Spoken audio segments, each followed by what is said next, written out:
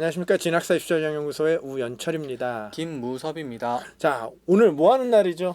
오늘 뭐 올해 정시 가채점 설명회 네. 하는 날입니다. 예, 2021학년도 진학사 가채점 온라인 설명회를 시작하도록 하겠습니다. 자, 네. 네. 연구님 오늘 무슨 얘기 할 거죠, 우리?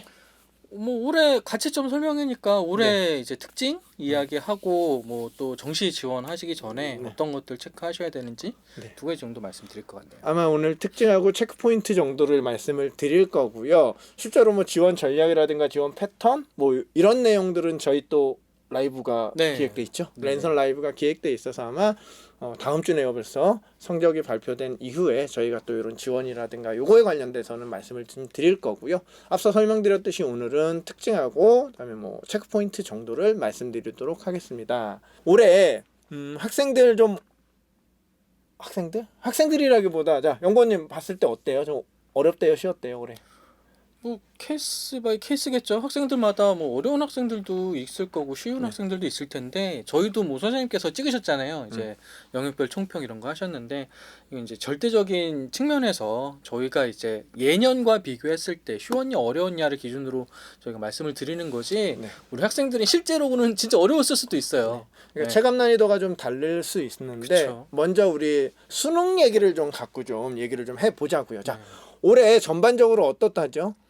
뭐 국어 같은 경우에는 좀 전년도에 비해서 뭐 다소 어려웠다. 뭐 수학도 이과 문과 나눴을 때 뭐 이과 쪽은 조금 난이도가 있었는데 문과 쪽은 좀 어려웠다. 쉬웠다. 쉬웠다. 영어 쉬웠다. 같은 경우에는 뭐 좀 다소 쉬운 편이었다라고 하고 탐구도 좀 과목별로 차이는 있었던 것 같은데 대략적으로 사탐이 과탐보다는 조금 더 난이도가 쉬웠다라고 보이는 것 같고요. 과탐은 과목마다 조금 어려운 편이었던 것 같습니다. 그러니까 전체적으로 봤을 때 영상은 뭐 저희가 찍은 영상이 있으니까 좀 참고해 주시면 좋을 것 같은데 전반적으로 이렇게 표현할 수 있을 것 같아요. 인문 계열은 그러니까 나형 보고 사탐 본 인문 계열은 예년에 비해서 좀 수월했다. 수월했다. 평이했다라고 표현을 할 수 있을 것 같고 그다음에 자연계 같은 경우는 가형도 조금 어려웠고 과탐도 조금 다소 어려운 편이었기 때문에 전반적으로 봤을 때는 인문 계열에 비해서는 자연 계열이 조금 체감 난이도나 이런 거 좀 어려웠다라고 느낄 수 있었을 것 같고요. 국어 같은 경우는 그럼 하나하나 영역별로 한번 봐볼게요. 중요한 건 여러분들 이런 것 같아요. 지금 뭐 다소 어려웠다라고 표현을 하잖아요, 국어가. 근데 이게 모두 어려웠나? 모두 어려웠을까요? 사실은 그게 중요하잖아요. 그쵸. 이게 뭐 소위 얘기해서 체감 난이도라는 게 뭐 상위권에서는 쉬웠고 뭐 어디에서는 어렵고 이럴 수 있는데 국어는 지금 전반적으로 좀 어려웠다라고 표현을 하고 있는 거잖아요. 그리고 설명 좀 해주세요. 이제 전년도하고 원점수로 한번 비교를 해보면 제일 편할 것 같아요. 뭐 전년도 1등급 컷 같은 경우에는 원점수 91점이었거든요. 국어 같은 경우에. 근데 올해는 92점이에요. 87점이죠. 어려웠으니까. 그러다 보니까 좀 성적이 많이 내려갔죠. 한 4점 정도? 그러니까 내려갔고 뭐 2등급, 3등급, 4등급 다 보더라도 원점수 자체가 뭐 5점씩 점수 차이가 났고 또 하나가 이제 표준 점수라는 것도 이제 수능의 난이도를 좀 가늠하는 하나의 이제 단위 기준인데 131점 같은 경우에는 뭐 전년도에 비교했을 때 조금 더 높다라고 볼 수 있을 것 같습니다. 시험이 어려우면은 표점은 올라가는 상황이기 때문에 분명히 어려웠다. 근데 대략적으로 지금 무슨 얘기냐면 국어 같은 경우는 1등급부터 뭐 4, 5등급 이 정도까지 전반적으로 4점에서 5점. 그러니까 5점 정도씩 낮아졌다라고 얘기하면 돼요. 근데 제가 지금 이 점수를 저희가 왜 보여드리는 거냐면 영역별로 이제 차이가 좀 있다 보니까 빼고 더하고를 해야 되잖아요. 빼고 더하고를 해야 되는데 국어는 어쨌든 공통 과목이기 때문에 인문자연 공이 5점 정도씩 낮아진 상황인 거고요. 자, 자연계 학생들이 보는 수학 가형 좀 볼게요. 수학 가형 같은 경우는 제가 한번 말씀을 드려볼게요. 수학 가형 같은 경우는 전년도 1등급 컷이 얼마요? 92점. 올해도 저희 예상으로는 92점 정도. 그럼 동일하네요. 그러니까 지금 무슨 얘기를 하는 거냐면 저희가 이제 앞으로 계속 얘기할 거지만 아마 연구원님하고 저랑 그런 얘기를 되게 많이 했어요. 이게 작년보다 쉬웠냐 어려웠냐도 중요하지만 성적대별로 어떻게 느꼈냐가 더 중요한 건데 국어는 좀 전에 봤듯이 1등급부터 대략적으로 5점 정도 4점에서 5점 정도씩 지금 내려간 상황인데 수학 가형 다소 어렵다고는 했는데 올해 지금 그런 얘기 하잖아요. 킬러 문항 뭐 고난이도 문항이 좀 쉬운 평이했다. 평이했다라고 얘기하다 보니까 1등급은 수학 가형이 어렵다고 얘기했지만 1등급은 지금 전년하고 동일하단 말이에요. 상황이. 1등급 때 학생들은 뭐 어려웠는지 쉬웠는지 잘 몰랐던. 그렇죠. 그렇죠. 그럴 수도 있고 2등급은 지금 어떻게 됐죠? 1점 정도가 내려갔고요. 그렇죠. 근데 뭐 여기도 그렇죠. 좀 평이하게 느꼈을 이것도 지금 것 똑같다고 같아요. 얘기하는 게 맞아요. 그럼 3등급은 근데 4점이 내려갔고요. 그렇죠. 4등급은 6점이. 6점이 내려갔어요. 그럼 무슨 얘기냐면 정말 쉽게 얘기하면 어려웠는데 네. 자연계 학생들 같은 경우는 1, 2등급은 그냥 일단 국어에서 5점씩 그렇죠. 까인 거 4, 5점 까인 게 그게 끝인 거고 그렇죠. 근데 3등급, 4등급이 가면 거의 10점이 지금 작년에 비해서 지금 10점이 내려간 국어 수학을 같이 포함하면 10점이 지금 내려가는 상황이 되는 거죠. 그러니까 3, 4등급 학생들이 유독 더 어렵게. 그렇죠. 네. 그래서 올해 중간 난도가 좀 높았고 중간 난이도 문제들이 어렵고 줄킬러나 이런 것들이 좀 어려웠다라는 얘기가 이런 데서 나오는 거라는 거 여러분들이 좀 알고 계시면 좋을 것 같고요. 자, 나형은요 그럼. 나영 같은 경우에는 전년도랑 비교하면 원점수 보시는 것처럼 막 8점 막 그렇죠, 저희가 그렇죠. 3등급 같은 경우에 11점 정도 맞아요. 올라간 거로 보이거든요. 그러면은 이제 원점수가 이 정도 올라가니까 평균이나 이런 것들도 올라갈 것이라고 맞아요, 보여지고 표준 점수도 예년에 비해서는 굉장히 좀 낮아진 133점 정도로 보이고 있다고 볼 수 있습니다. 그러니까 쉽게 얘기하면 이것도 또 빼기 나누기 더하기 빼기 하시면 되죠. 그렇죠. 국어에서 5점 4점, 5점, 깎였지만 1등부터 까였는데 여기서 일단 1등부터 8점 이상이니까 그렇죠. 일단 전체적으로는 플러스 3점 되는 거고. 원점수는 올라가게 그렇죠. 되죠. 그거보다 더 밑으로 가면 갈수록 어쨌든 간에 차이는 더 커지고 좀 더 수월하게 인문계열 학생들은 좀 수월했다라고 얘기할 수 있다라는 거고. 자, 이렇게 보면은 무슨 얘기를 하고 싶은 거냐면 이렇게 보면 어떻죠? 전체적인 인문계열 같은 경우에는 원점수가 전년도보다 이제 저희 가채점 이런 지원 참고표 같은 거 보시면 원점수 지원자 원점수가 좀 더 올라갔다라고 볼 수 있을 것 같고 자연계 같은 경우에는 뭐 3, 4등급 같은 경우에 특히 그렇죠. 원점수가 한 10점 정도씩 낮아질 수 있는데 오히려 1, 2등급 학생들은 전년도와 비슷하거나 뭐 조금 내려간 정도? 그러니까 이게 지금 오늘은 지금 특정만 말씀을 좀 네. 드리고 있는 건데 실제로 성적이 발표된 다음에 물론 원점수로 가는 건 아니지만 그렇죠. 이렇게 보자면은 얘기가 되는 게 이거예요. 인문계는 지금 전반적으로 어쨌든 간에 작년보다 지금 원점수로는 성적이 올라간 상황이기 때문에 전 등급에 걸쳐서 대부분 그렇죠. 올라간 상황이기 때문에 일단은 잘 받았으니까 느낌적인 느낌으로 어떨까요? 좀 자신감 있게. 그렇죠. 자신감 있게 네. 막 쓸 거란 말이에요. 그에 비해서 자연계열은 떨어졌다고는 하나 1, 2등급은 오히려 비슷하거나 약간 그렇죠. 떨어졌기 때문에 소위 얘기하는 최상위권 애들, 그죠? 의대를 쓰거나 하는 최상위권 대학을 쓰는 친구들 같은 경우는 그냥 자신 있게 쓸 가능성이 높아요. 단 이제 3, 4등급 그렇죠. 3, 4등급 학생들은 이 차이가 크게 낮아졌기 때문에 아마 중위권 수험생들 같은 경우는 글쎄요. 저는 그냥 저희끼리 얘기할 때는 용자가 승리한다라는 얘기도 좀 하기는 하는데 좀 자신 있게 쓰는 학생들은 성공할 수도 있는 거고 그에 비해서 고민은 상당히 많이 될 구간이 올해는 중위권 한 3, 4등급 정도 되는 중위권 수험생들이지 않을까라는 생각은 좀 드네요. 자, 영어는요. 영어는 뭐 앞서 말씀드렸지만 좀 평이했던 것 같아요. 그래서 전년도랑 1등급 비율을 비교를 해보면요. 전년도 20학년도 같은 경우에 1등급 비율이 7.43%였는데 네네네. 올해 같은 경우에는 저희가 예상하기로는 7%에서 8% 정도로 예상하고 있습니다. 네, 그러니까 크게 차이는 안 나는데 어쨌든 간에 그러니까 비슷하거나 아주 다소 수월했다. 네. 뭐 이 정도로 말씀을 좀 드리면 될 것 같고 다른 데서는 사탐과탐 얘기를 잘 안 하는데 그쵸. 우리 한번 요 얘기까지 한번 해보자고요. 사탐은 어떻습니까? 사탐 같은 경우에는 뭐 계속 최근 몇 년간 그랬는데 1등급을 받으려면 만점을 받아야 되는 과목들이 자꾸 생기고 있어요. 그러니까요. 네.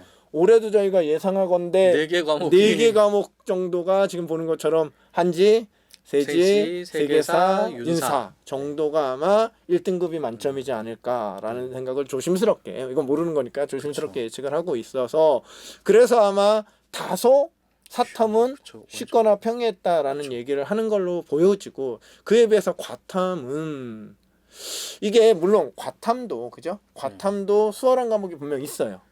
근데 그렇게 생각해서 많이들 선택하는 과목이 생물원이랑 생물과학원이랑 지구과학 원인데 올해 지금 보시면 2개 과목의 1등급 컷이 45점이고요. 보통 학생들이 좀 어렵다 해서 선택을 물리. 하지 않는 물원 같은 경우에 50, 뭐 물투도 50이죠.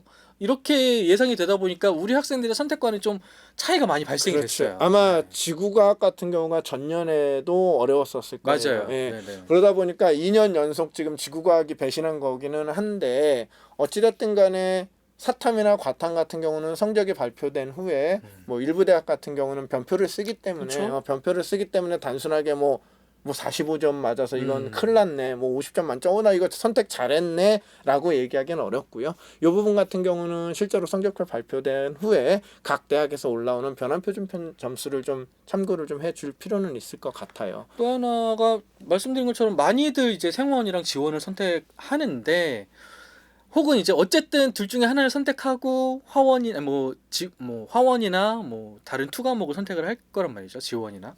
근데 어쨌든 둘 중에 하나가 망하거나 둘 다 망하거나 하는 경우에 탐구 과목의 반영 비율이 적거나 혹은 한 개 과목만 반영하는 대학들의 올해 경쟁률이나 지원 가능 점수가 상당히 좀 높아질 가능성이 맞아요. 있다. 이건 수능 성적 때문에. 맞아요. 다만 이것은 가치점 기준이니까 그렇죠. 실체점을 확인하셔야죠.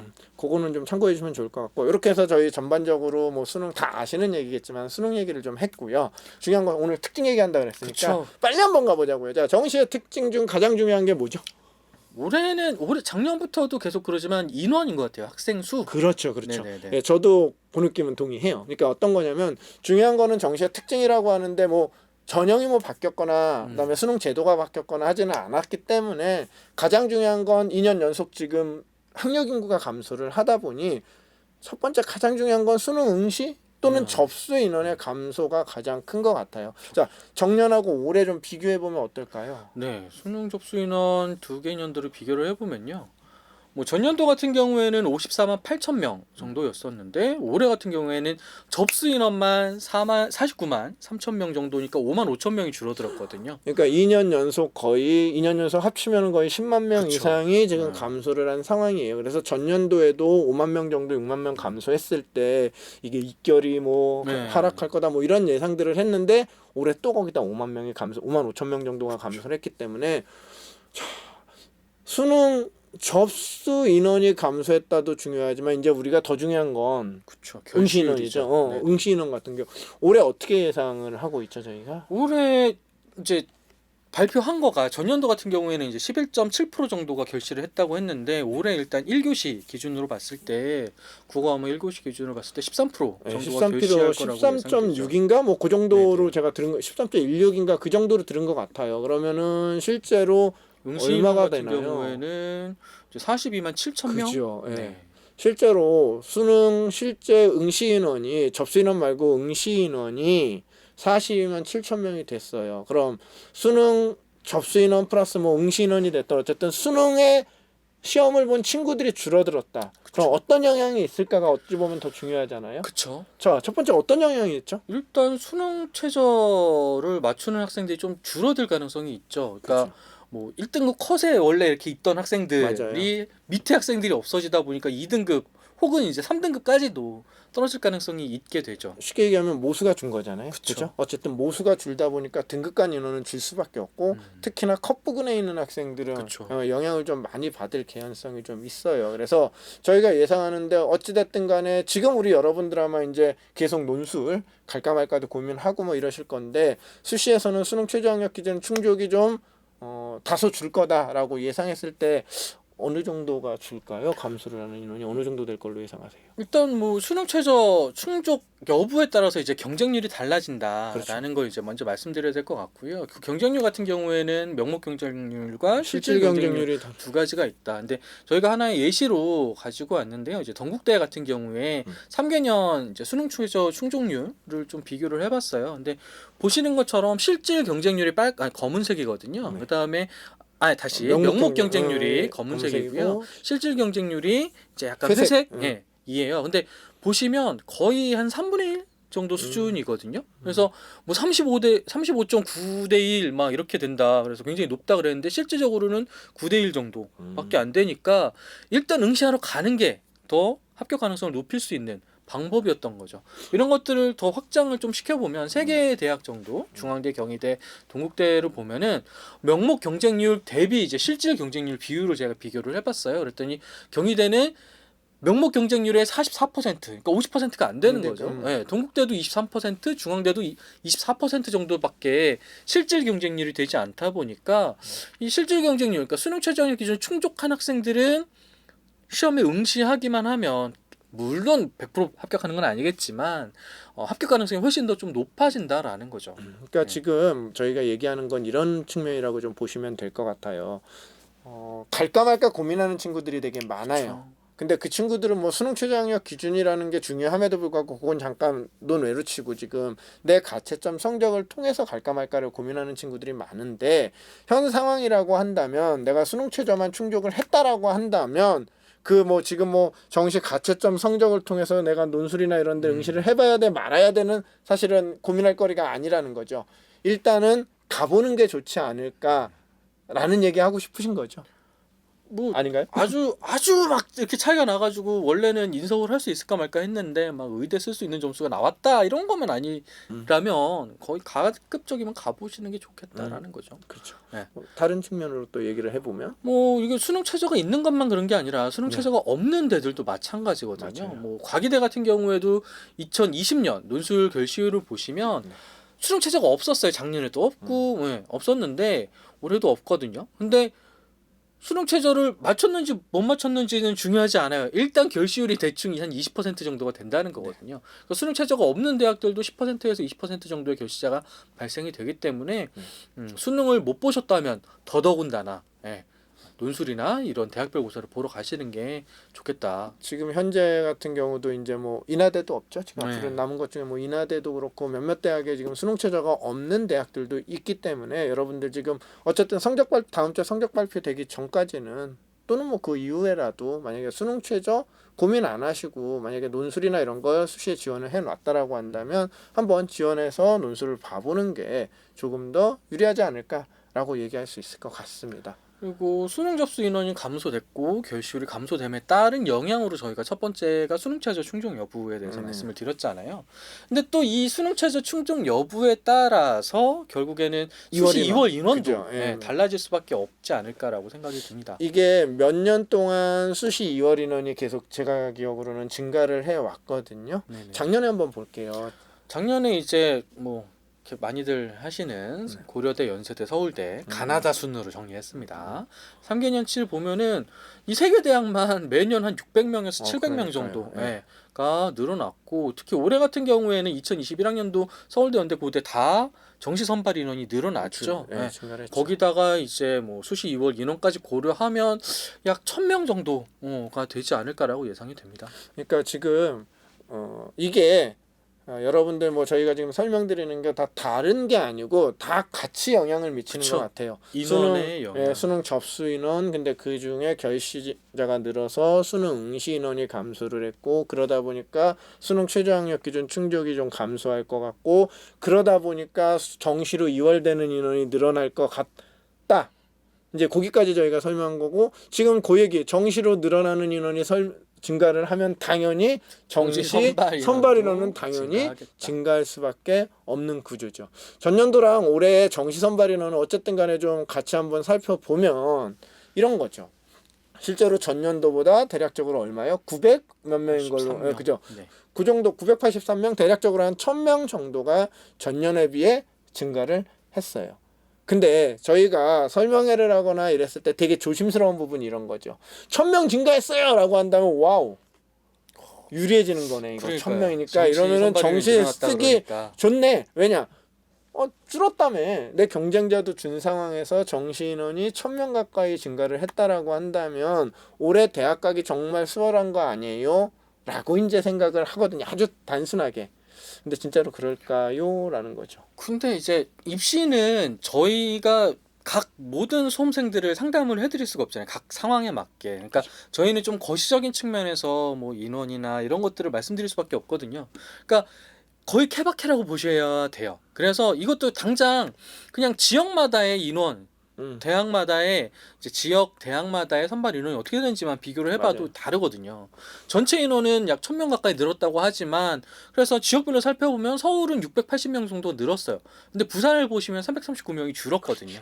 그러니까 이건 지역마다 또 개인마다의 차이들을 꼭 확인을 하셔야 된다는 게 중요할 것 같아요. 그리고 중요한 거는 내가 어느 대학을 쓰느냐, 그 대학에서 선발 인원이 어떻게 되느냐가 어떤 의미로는 더 중요하겠죠. 근데 어쨌든 그냥 지금 현 상황으로 보면 서울, 경기, 인천권이 는 건 사실이에요. 그러니까 조금이라도 선호하는 지역에 인원이 증가해서 조금 수월해질 수 있다라고 얘기는 할 수 있는데 문제는 그건 거죠. 지금 저희가 보여드리는 표처럼 서울 안에서도 또 그쵸. 비교를 하면은 대학마다 제가 기억하기로는 상위권 대학은 많이 늘었어요. 네, 네. 상위권 대학들은 늘었는데 중위권 또는 중하위권 대학으로 가면은 또 전년하고 동일하거나 줄거나 뭐. 준대학들도 상당히 많이 있기 때문에 여러분들 중요한 건 그거예요. 그냥 단순하게 정시 선발 인원이 증가를 했대네가 중요한 게 아니고 내가 지원코자 하는 그 대학의 선발 인원이 어떻게 되고 수시에서 이월되는 인원이 정시로 이월되는 인원이 어느 정도인지 그걸 판단하는 게 중요할 것 같아요.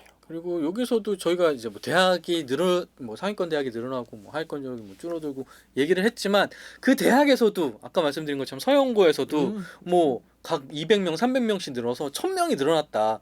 근데 내가 쓰려고 하는 학과에서는 그렇죠. 오히려 전년 대비 선발 인원 줄었다. 맞아요. 이런 부분도 보셔야 되거든요. 그러니까 굉장히 좀 디테일하게 우리 수험생분들께서 찾아보셔야 된다는 게 굉장히 중요합니다. 자, 인원 얘기를 좀 했어요. 그죠? 그다음에 인원 얘기 계속하고 있는 거죠. 그쵸. 자, 세 번째 특징은 또 뭐가 있을까요? 세 번째가 이제 이과 학생인데 과탐을 본 이과 학생인데 수학이 좀 어렵다 보니까 수나로 돌려서 응시했던 학생들도 연예인에 비해서 올해는 또 줄었다라는 거죠. 네. 이게 지금 계속 증가를 했었거든요. 네, 그러다가 맞아요. 작년에 크게 한번 줄고 올해 또 준 거예요. 그러니까 계속 수학 나형 보고 과탐 본 인원이 증가를 하는 추세였어요. 계속 지속적으로. 그러다가 작년에 한번 꺾이고 올해 또 준 거거든요. 자, 수학 나형의 과탐 선택자가 감소했다. 자, 어떤 영향이 있어요, 그럼?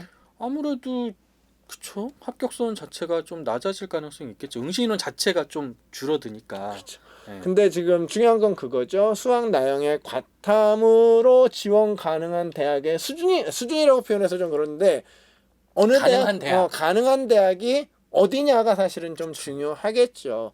상위권 대학 있나요? 있기는 해요. 그래. 없지는 않아. 그쵸. 맞죠? 서강대 있죠. 거기밖에 없죠. 그렇죠. 서강대도 있기는 해요. 근데 제가 지금 이 얘기를 하는 거예요. 상위권 대학에선 대부분 그렇지는 않거든요. 보통 수가를 지정하거나 자연계열 같은 경우에는 혹은 수가나가 다 쓸 수 있다고 하더라도 수학 가형의 가산점을 뭐 서강대 쓸 수 있어요. 근데 가형에 10% 가산점이 있거든요. 네. 그러니까 이런 거예요. 작년하고 지금 많이 달라졌다라는 게 여러분들 그냥 단순하게 뭐 인원이 줄었다는 이런 게 아니고 잘 보셔야 된다는 거예요. 작년에는 수학 나형이 어려웠었단 말이에요. 그러니까 내가 이런 거예요. 내가 자연계학과를 내가 수학 나형을 보고 과탐을 봤는데 자연계학과를 뭐 쓸 수도 있고 안 쓸 수도 있는데 가형을 안 받더라도 10% 가산점을 안 받아도 나형을 좀 잘 봐서 그냥 표점이 높으면 충분히 그냥 지원을 해서 그쵸. 내가 위에를 그죠? 높은 등수를 받을 수 있었는데 올해는 사실은 아까 초반에 설명했잖아요. 그죠? 어때요? 나형이 가형보다 조금 쉬웠죠. 쉬웠다. 네네. 그러면은 이거 반대잖아요. 표준 점수는. 그죠? 그러면은 차라리라기보다 올해는 가형의 가산점 10% 받는 게 훨씬 유리할 수 있어요. 네. 그럼 올해 수학 나형의 과탐을 본 선택자가 감소한 상황인데다가 또 거기다가 수능도 그렇게 나왔다라고 한다면 뭐 점수 하락 예상이 되기도 하고 또 하나는 당연히 지원율이 떨어졌기 때문에 수학 나형을 보고 과탐을 본 친구들이 지원할 수 있는 그 대학의 지원자 수는 감소할 수밖에 없고 그 지원자 수가 감소하면 당연히 입시 결과는 하락할 수밖에 없는 상황이다라고 좀 생각을 해주시면 되게 좋을 것 같아요. 그래서 뭐 응시자 수 자체를 뭐 보시는 것처럼 2018년부터 3개년을 비교를 해보면 2019년에는 뭐 2,000명 정도로 조금 늘기는 했었는데 2020학년도 그러니까 작년이죠. 작년에 15,000명. 그렇죠. 작년에 수학 나형의 과탐 선택자가 확 줄었거든요. 그렇죠. 그러다 보니까 바로 뭐 저렇게 된 거고요. 올해도 마찬가지. 올해도 마찬가지 아니겠느냐라고 말씀을 드리는 거 맞죠? 네, 여기까지가 이제 올해 정시의 특징 크게 두 가지 정도. 인구의 감소, 그렇죠? 학령 인구의 감소. 두 번째가 이제 정시 선발 인원의 증가 그렇죠. 정도로 말씀드릴 수 있을 것 같고요. 네, 아마 이 얘기는 다 아시는 걸 거예요. 뭐 저희가 길게 얘기했는데 아시는 내용이고 중요한 건 어쨌든 성적표가 나와서 지원 전략을 수립하기 전에 중요한 건 체크해봐야 될 게 뭐냐가 되게 중요하겠죠. 그래서 아마 요 체크 포인트 또는 뭐 해야 될 것들 요건 아마 저희가 한 3가지 정도로 물론 그 안에는 세부적으로는 좀 더 많기는 그쵸. 한데 크게 보면은 저희가 3가지 정도로 좀 말씀을 드릴 것 같아요. 첫 번째는 정시 지원 대학을 좀 가늠해 보자. 성적표 발표되기 전까지 얘기하는 거예요. 자, 두 번째는 반영 방법, 그죠? 수능 반영 방법에 따른 유불리 좀 생각해 보자. 마지막으로는 모집 요강 변경된 대학들도 있으니 모집 요강 좀 확인해 보자. 이 3가지가 어찌 보면은 체크 포인트 다 아우를 수 있는 얘기인 것 같아요. 맞나요? 그렇죠. 네. 그래서 먼저 첫 번째 정시 지원 가능 대학 가늠하기인데요. 발음이 되게 어렵네요. 네, 요거 같은 경우에는 저희가 지난 이제 갈까 말까 영상에서 그렇죠.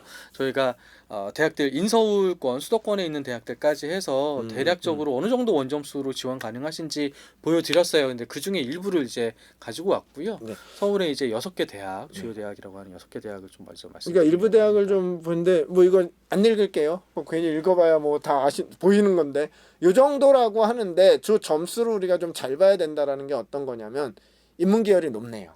그렇죠. 네. 아까 말씀드렸잖아요. 인문 계열이 쉬울 수밖에 없어서 인문 계열 같은 경우는 특히나 작년보다 그러니까 작년에 원점수 지원 가능 성적보다는 5점 많이 정도. 5점에서 뭐 그 정도 이상 올라간 상황인 거고요.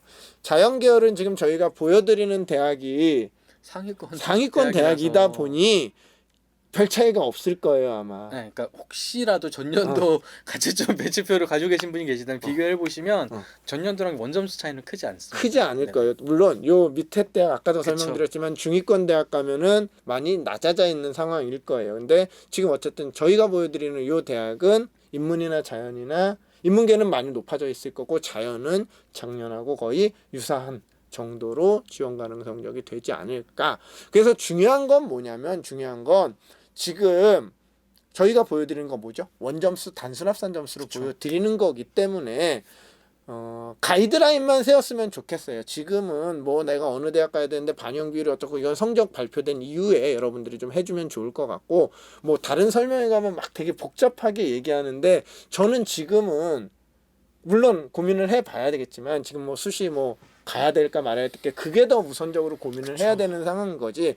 지금은 크게 뭐 군별로 단순 합산 점수를 봐서 군별로 뭐 가군에서 내가 요 정도는 그룹 안에 들 수 있겠네. 그럼 내가 가군에서 한 3개 정도, 나군에서 3개 정도, 다군에서 한 3개 정도 대학을 잡아서 요 대학들이 내가 원점수 단순 합산 점수로는 갈 수 있는 대학이구나 정도를 판단하는 걸로 활용을 좀 해줬으면 좋을 것 같아요. 네, 요거 이렇게 말씀해 주셨는데 요거에 대해서 제가 따로 영상을 찍은 게 있어요. 지원 참고표 보는 방법. 그렇죠. 예, 그거를 좀 참고를 해 주시면 좋겠고요. 또 하나는 지금 저희가 6개 대학만 보여드렸는데 또 다른 영상을 보시면 거기에는 이제 서울에 있는 대학, 다른 대학들까지도 점수가 있으니까요. 그 영상도 참고해 주시면 좋을 것 같습니다. 저희가 지금 이 가채점 설명회를 좀 늦게 하는 이유는 그런 거죠. 왜냐하면 저희가 그 가채점 때 여러분들이 확인해야 될 사항들을 짧은 영상들로 지금 다 지금 찍어서 올리고 있어요. 업로드하고 있고 이미 업로드한 것도 있고 하다 보니까 그 영상 같이 좀 궁금하시면 여기에 나온 내용 중에 조금 더 디테일하게 봐야 된다라고 한다면 영상 참고해 주시면 좋을 것 같아요. 자,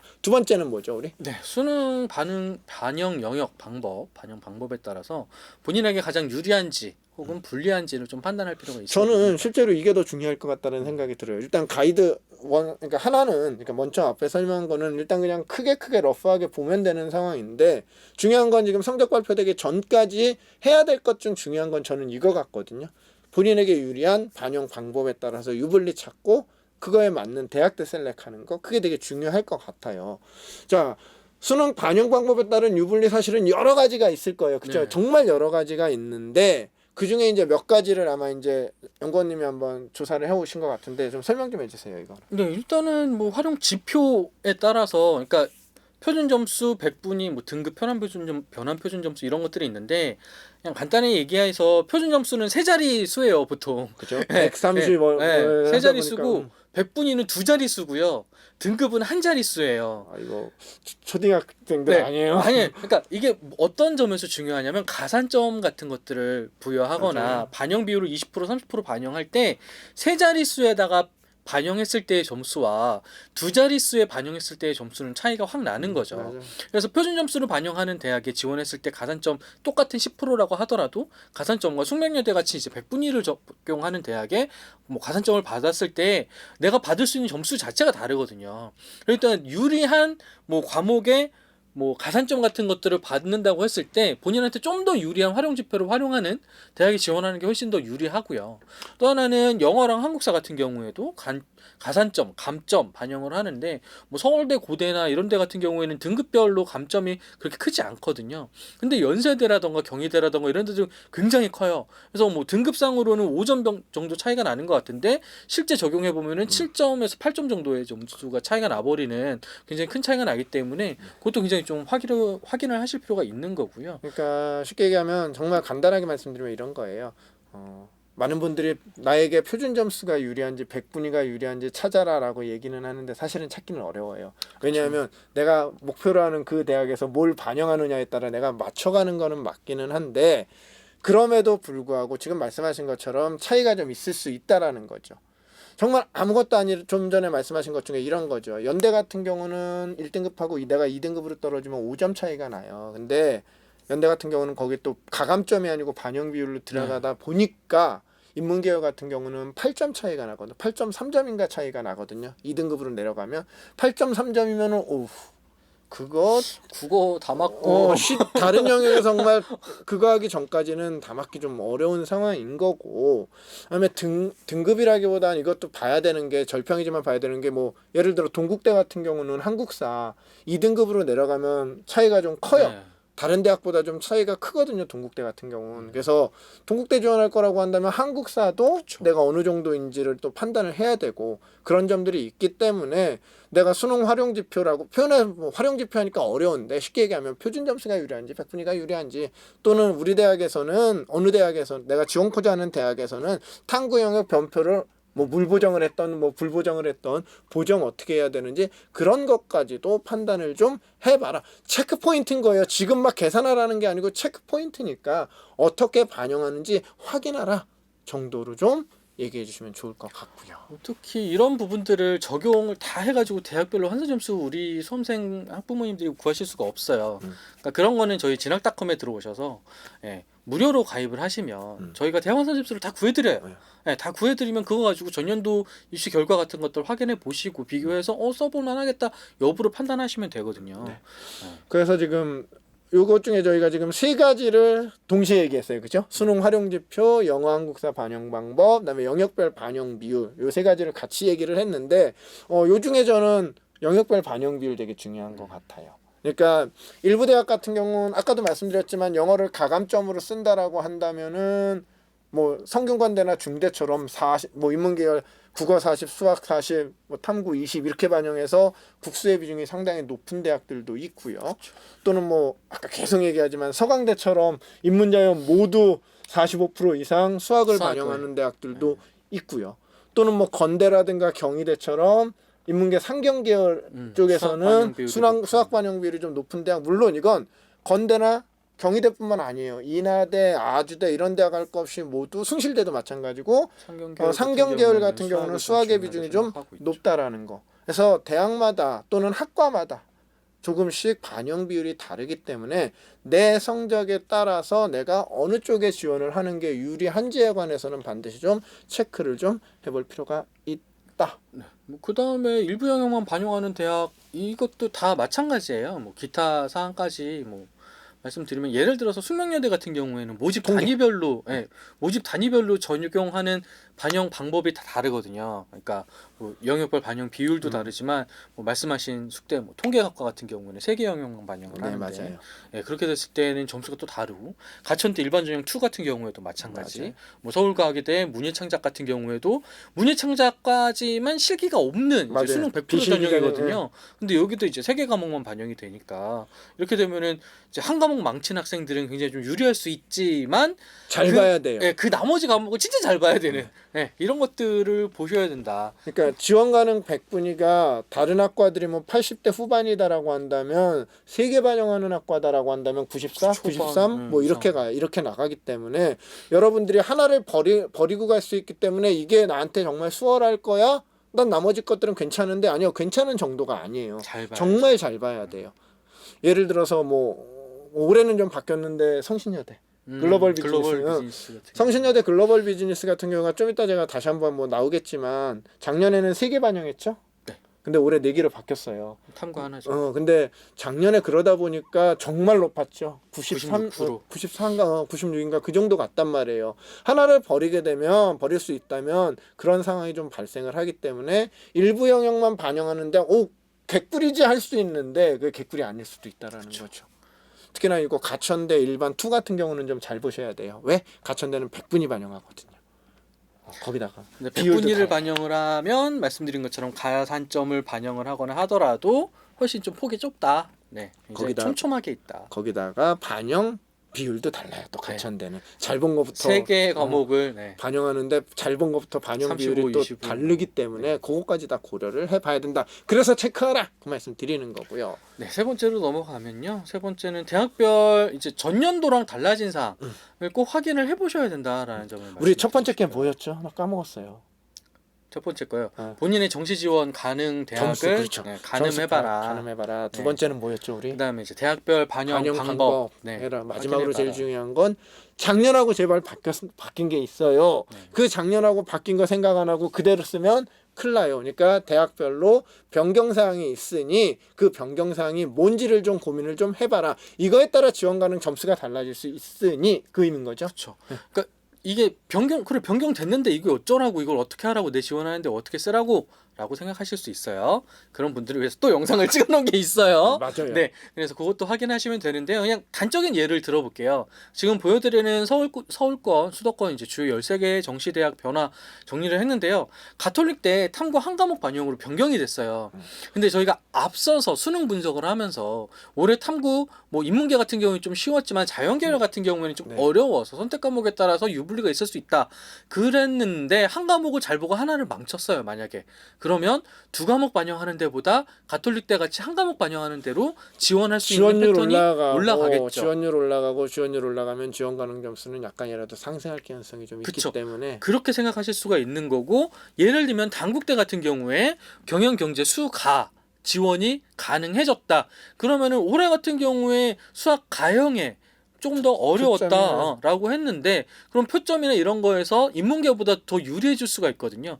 그럼 자연계열 학생들이 물론 자연계열 학생들이 많이 지원하지는 않을 거예요. 많이 지원하지는 않겠지만 한 명, 두 명이라도 지원했을 때 마지막 단에 있던 친구가 밀릴 가능성이 있잖아요. 그래서 그런 부분들을 꼭 확인을 하셔야 된다는 거죠. 네, 그다음에 뭐 덕성여대 같은 경우는 영어 반영 비율이 낮은 대학이 아니었는데 거기다가 또 영어 5%가 지금 올라갔기 때문에 반영 비율이 좀 상승했기 때문에 영어 우리가 소위 해서 절평이라고 절대평가이기 때문에 좀 등한시한다기보다는 좀 쉽게 생각하는 경우도 있는데 이렇게 비율이 올라갔거나 아니면 영어의 비중이 높은 대학들도 상당히 많거든요. 그런 대학 같은 경우는 영어도 사실은 무시할 수 있는 상황은 아니다라는 거고, 뭐 여기에는 뭐 건대 나중에 얘기하나요? 없죠? 아마 건국대랑 동국대가 뭐죠? 학생부를 반영했 10%를 반영했던 대학인데 그렇죠. 건대랑 동대가 지금 학생부를 반영을 안 하기 때문에 올해부터 수능백으로 뽑기 때문에 그 점도 그렇다라고 한다면 단순하게 전년도 입결을 그대로 보고 쓸 수 있는 건 아닌 거잖아요. 왜냐면 거기는 학생부가 들어가 있는 거일 수 있으니까요. 그렇기 때문에 그 부분도 좀 여러분들이 좀 생각을 좀 해주셔야 될 것 같고요. 네, 그 외에도 뭐 성균관대, 성신여대, 아주대, 성신여대 뭐 앞서 말씀드렸지만 글로벌 비즈니스 같은 경우에는 4개 과목이었는데 3개 과목으로 3개 과목이었는데 4개 과목으로 변경이 됐다는 거. 근데 중요한 건 저 여기서 그거 되게 중요한 것 같아요. 지금 성균관대 같은 경우가 그죠? 성대 같은 경우가 수능 반영 방법, 비율 이런 건 동일해요 작년이랑. 근데 단순하게 모집 단위에 군이동이 좀 많이 있었죠. 인문계열 같은 경우는 글로벌 리더학만 옮겨간 거 외에는 크게 없는데 자연계열이 가군에 있었던 소위 얘기하는 좀 높은 과들, 뭐 소프트웨어, 그다음에 뭐 반도체 이런 과들이 지금 다 나군으로 이동을 했어요. 그에 비해서 나군에 있던 자연과학 계열이 가군으로, 공학 계열하고 이제 자연과학 계열이 가군에서 선발하거든요. 이게 저희가 나중에 다시 한번 얘기를 하겠지만 우리 패턴 얘기할 때 그죠? 이 지원 패턴 할 때 상당히 중요한 영향을 미치거든요. 왜냐면 내가 충원을 하려면은 나보다 잘 본 애들이 좀 다른 군에서 빠져줘야 되는데 그거에 영향을 상당히 미치기 때문에 성균관대 같은 경우도 올해 단순히 그냥 이 군 이동이 모집 단위가 군 이동한 게 아마 영향을 되게 많이 미칠 거예요. 요 내용은 또 우리가 언제 하죠? 뭐 정시 때 저희가 28일부터 월, 화, 수 이렇게 저희가 정시 설명회를 또 따로 하거든요. 온라인으로 합니다. 네. 그래서 그때 또 그때 또 중요하게 이 군 이동이 어떤 영향을 미치는지에 관해서는 저희가 다시 한번 영상을 찍도록 하겠습니다. 또 하나가 여기서 또 제외가 됐는데요. 서울대 같은 경우는 사실 딱히 변한 건 없어요. 딱히 변한 건 없는데 치대랑 수의대랑 여기서 이제 최상위권 모집 단위가 정시에서 이제 선발을 하게 되는 거죠. 그러면 여기서 선발을 하게 되면은 그와 비슷한 대학에서 이제 또 지원을 하는 학생들이 맞아요. 늘어나고 그러면은 또 밑에 있는 대학들에도 영향을 미칠 수밖에 없기 때문에 그런 변화들도 특별히 뭐 어떤 반영 비율이나 이런 게 변하지 않았더라도 선발 인원이 변했다거나 이런 것들을 좀 체크해 두시는 게 좋을 것 같습니다. 외대도 그렇고 한양대도 그렇고 홍대도 그렇고 좀 변화점들이 좀 있어요. 특히나 홍대 같은 경우는 전년도과 아마 그대로 볼 수는 좀 없을 거기 때문에 요 점 좀 주의하셔야 되고, 한양대 같은 경우는 두 개 모집 단위가 저 두 개 모집 단위가 인문자연에서 다 뽑다 보니까 그리고 이게 인문계열 같은 경우에는 원래 다른 인문계 모집 단위 같은 경우에는 제2외국어를 대체가 가능한데 이 두 모집 단위는 대체가 불가능하고요. 자연계열 같은 경우는 과투의 3% 가산점이 부여가 되지 않습니다. 네, 여기는 또 이 두 개 모집 단위는 인문계열 학생들도 써야 되기 때문에 과투의 3% 가산점을 또 적용하지도 않아요. 또 하나는 수학에 변환표준 점수를 적용을 해요. 보통 탐구 영역에 변환표준 점수를 적용을 하거든요. 근데 여기는 인문계열, 자연계열 다 지원하다 보니까 이 수학 난이도에 따른 유불리를 보정해주기 위해서 일부러 수학 과목에도 변환표준 점수를 적용하기 때문에 여기는 대학에서 그 변환표준 점수표를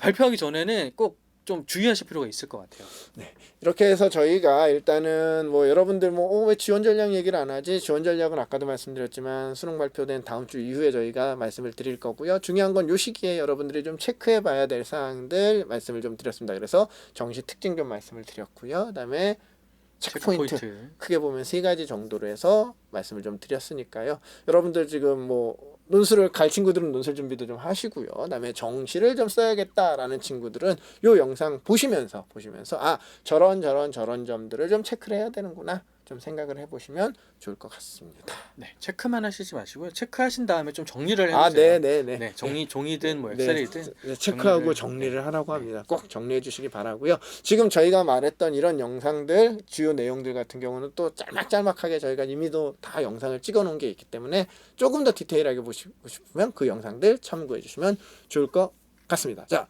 이것으로 2021학년도 온라인 가채점 설명회 마치도록 하겠습니다. 감사합니다.